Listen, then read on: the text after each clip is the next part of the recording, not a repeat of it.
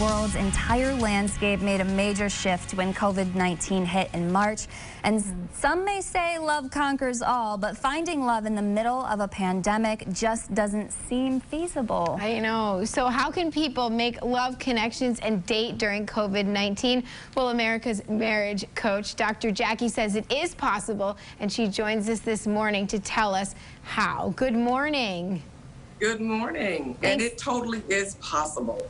Okay, well, you say it's possible. So my question is, how is it possible? I mean, do people have to get creative? Of course they do. And what I love about it is that even though COVID's out there and people are sheltering in, it still has not mitigated our need to make a love connection. So for those people that are out there in the dating field, they have to get creative. And what I love about it is that COVID has pushed dating into a new space. It's slowing down the romantic connection and making people delve a little deeper and slow it down so that they get to learn more about one another as they progress in the relationship. And so that's a really good thing. I think it's gone kind of like our interviews have gone virtual. I just met you for the first time today virtual, and I think some people are getting more into maybe the dating apps. Is that true? Well, we've always been into the dating apps, but what I think is different is because we are sheltering in and we can't do some of the close contacts that we used to, it's making people slow down the dating process. And what does that do? It gives people time to really delve into deep conversations or into physical activities such as going for a walk and a talk, biking together, rock climbing, whatever it is, hiking.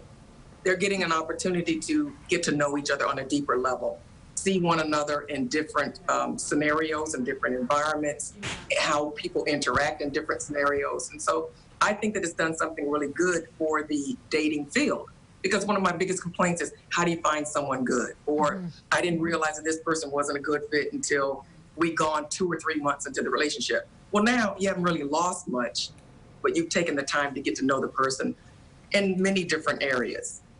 You know, let's talk about, too, because maybe some people started dating in March, let's say, or early February, right? And then this pandemic hit, so let's say you're involved with somebody, but you're in the middle of a pandemic. How do you keep that fresh, you know, because we've already maybe known that person? So I think that people have to compartmentalize their life. So we have to compartmentalize. There's work, then there's your alone time, and then there's your significant other time. And so compartmentalizing is how you're going to be able to make sure that you keep the balance, that you keep your psyche and your emotional and mental health on par. So the problem is, though, with COVID is that a lot of times now we're working from home. And there's this tendency for our work time to bleed into our alone and our personal space. But again, it really does cause people to really become creative about, how can I meet your needs? And we have to remember, our needs pre-COVID are very different than the needs that we might have now post-COVID. And the interesting thing is, we might have to go on a journey to try to figure out, what is it going to take for us to feel secure, to feel that we have our emotional needs met. And so we have to figure it out for ourselves so that we can then share that with our significant other. I think creativity requires effort. Would you say you need to put forth maybe a little bit more of an effort, whether it's with your significant other, or a little bit more effort if you're single right now and you're looking to find a significant other? Absolutely. And I think that that's a good thing, because you're becoming more intentional, more focused on what it is that you want. And so that's what I love about this whole COVID process. It's caused us to slow things down and be a little bit more cerebral about the things that we're doing. So we think through things a little bit more.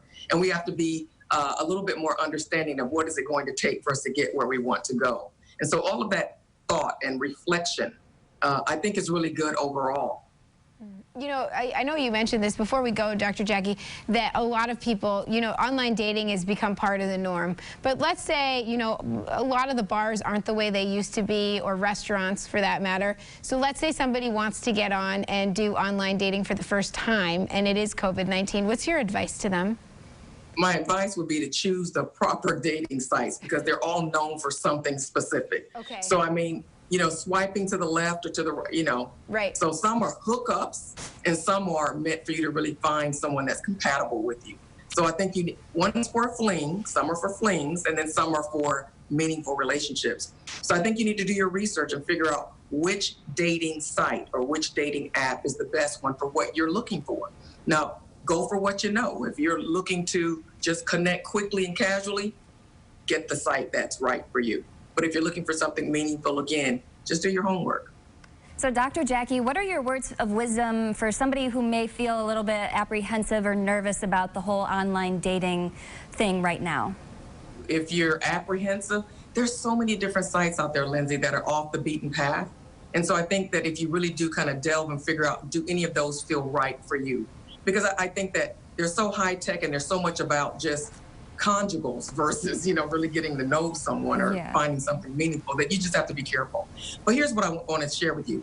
Research shows that when you make a change in your lifestyle, that people that are in your constellation, in other words, they're somewhere in the periphery of where you are in your world. Your worlds just don't collide. Mm-hmm. So when you make a small change in your pattern, it could be a different job, it could be changing your routine, going to different places than you typically go to, it will invariably lead to you making new connections. So I wouldn't just put one iron in the fire. If I'm looking for companionship, then I would put a couple irons in the fire. So I would definitely look at maybe a dating app. I would become a little bit more social. There's a proverb that says, if you want to have friends, show yourself friendly. I would also change my routine. Fantastic. Well, as always, we love chatting with you. Some great advice this morning. Thank you.